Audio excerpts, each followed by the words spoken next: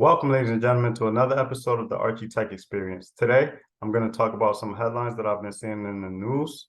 I think that with mainstream media seeming more biased than ever before, and really just using the same talking points on both sides of the board, I've really taken a liking to independent media. I think that we could use a little bit more transparency, especially like with my first headline, the House Oversight Committee, they are having a hearing, listening to testimonies from Navy commanders and other high-ranking military officials that are kind of blowing the whistle, saying that the Pentagon have been hiding extraterrestrial vehicles, UAPs, for decades. One person says that he's heard firsthand from people that have seen these vehicles and have worked on these vehicles. And I've seen Bob Lazar talking about since 1989. He's been saying that he was one of the people that were reverse engineering some of these crafts. And he kind of had a tough go of it after that. Like, they wiped out his college education, allegedly, according to him. And he's been threatened, he's been shot at. So I don't know if these things come to light that he was actually telling the truth the whole time. I think that as a nation, we will owe him an apology. So David Grush is a U.S. intelligence official who's making these claims about the crafts that we've been holding for decades and reverse engineering and test flying and things like that. He's been on News Nation talking about it. And so he'll be testifying in front of the House Oversight Committee on Wednesday. And I'm looking forward to seeing what he says. Even some senators have came out. Marco Rubio's come out and said that, these testimonies are aligning with the briefings that he's had with military officials. So, I mean, there's something there. I don't think that they're taking this very seriously, and it's good to see.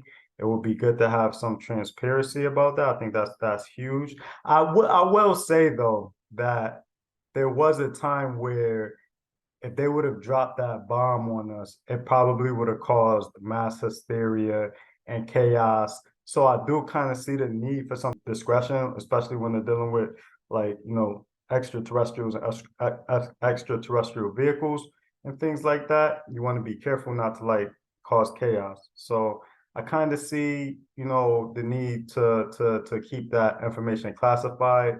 But I mean, I guess what the conversation will be is to what point. I think today a UFO could land in the middle of Times Square, and at this point, no one will bat an eye now. But I think there was a time where if they would have disclosed that information, that probably would have made things a little more difficult.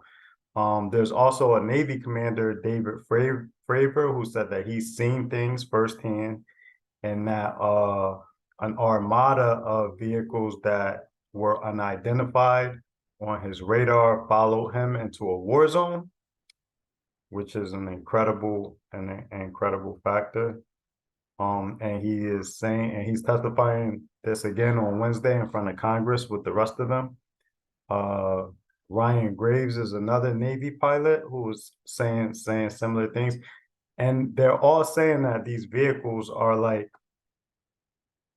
otherworldly because they're moving like nothing that they've seen before.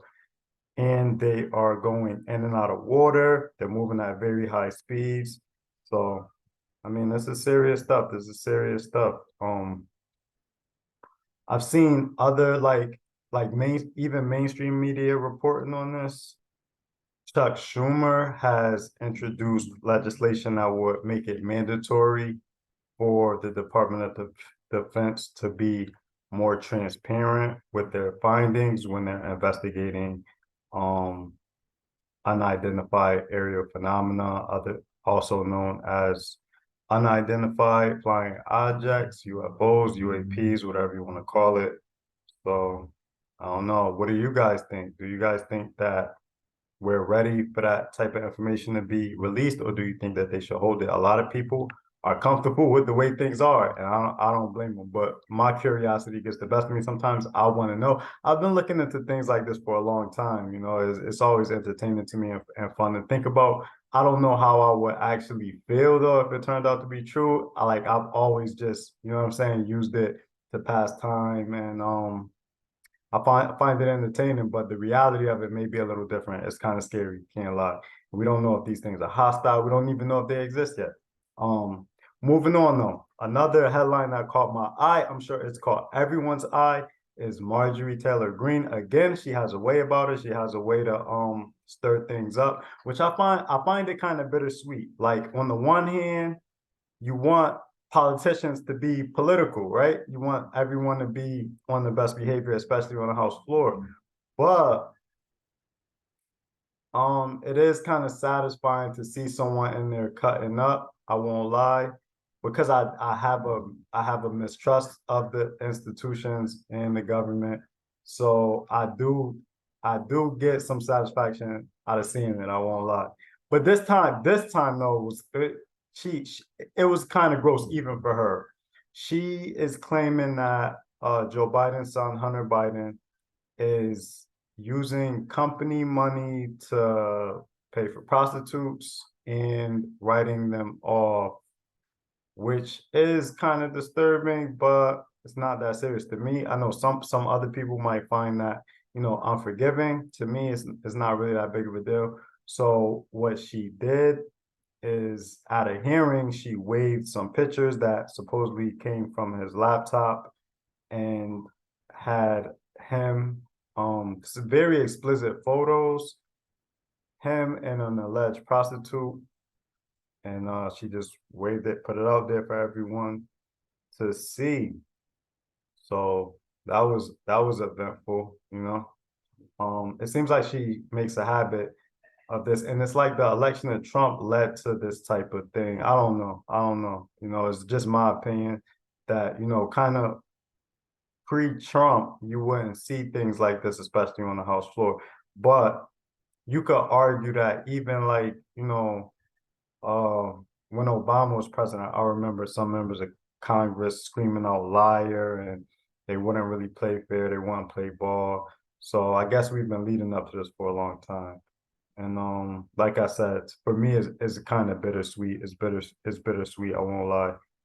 And on the entertainment side, YNW Melly had a mistrial.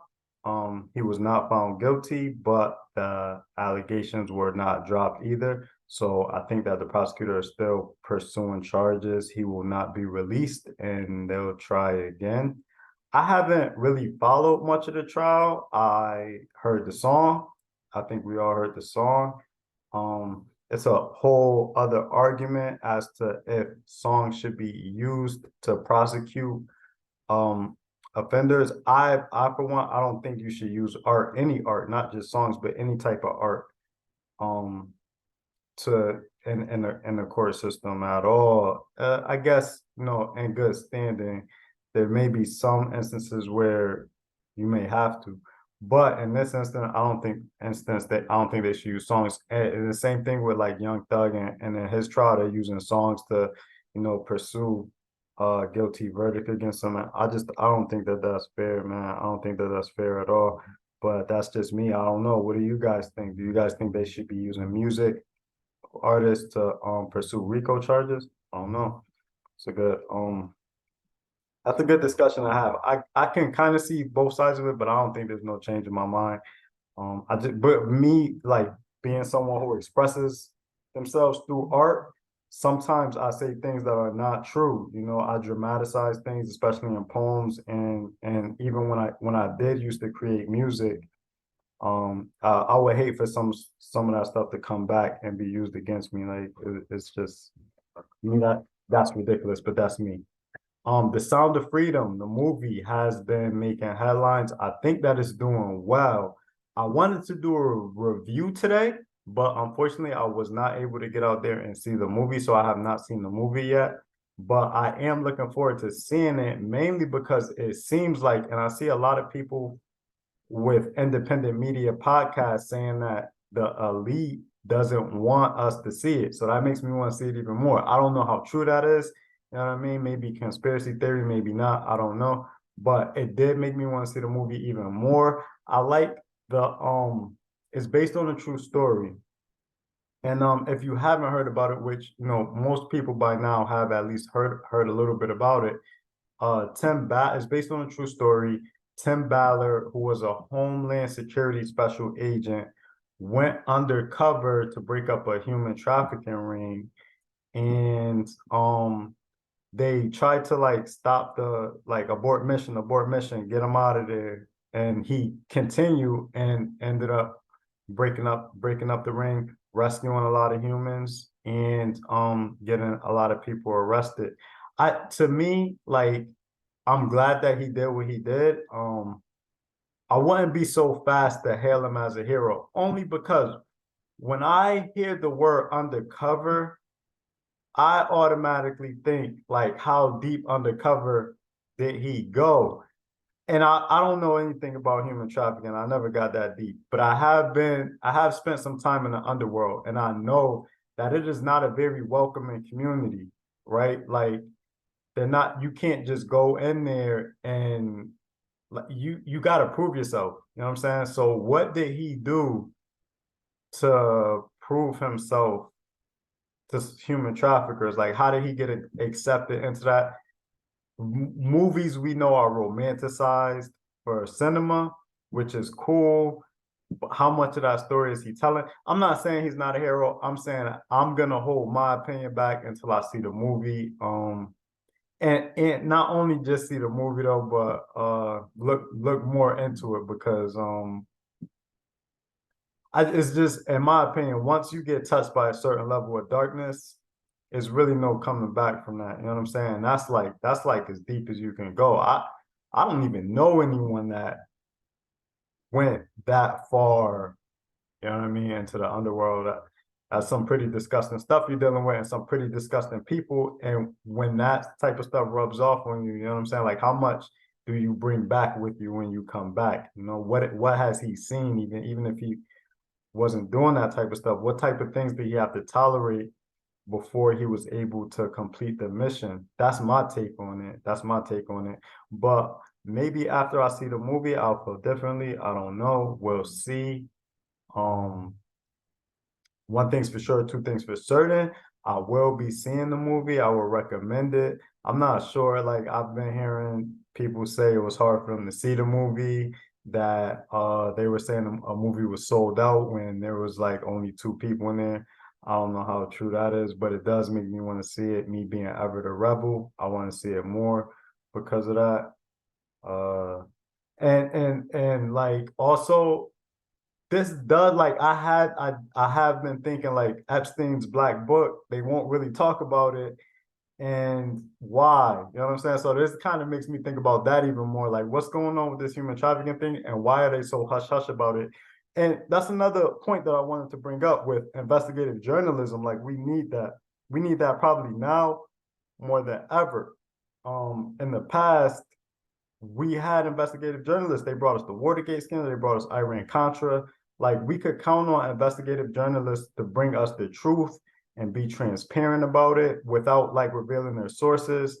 It was a whole thing. And it kind of seems like that's dying out, which is unfortunate because now it's like, even with independent media, all they do is the same thing that I'm doing right now. They take the headlines from mainstream media and then they give their perspective on it. There's really nobody digging and finding the truth and then sharing that truth with the people. So I don't know. I don't have the time or the resources or the degree to do investigative journaling, but I would like to hopefully inspire the younger generation to get out there, pursue go that route, go to college, get the degree, and pursue a career in investigative journalist because we definitely need more of that. I will end that here. As always, I want you guys to love each other, take care of each other, be conscious of how you're treating people. You never know what type of day someone is having. Their day could have been just as bad or worse than yours. And we're all just out here trying to find a way, trying to make a way. I think we could do better to take care of each other instead of tearing each other down. I always say it, love each other. I love you guys. Archie Tech.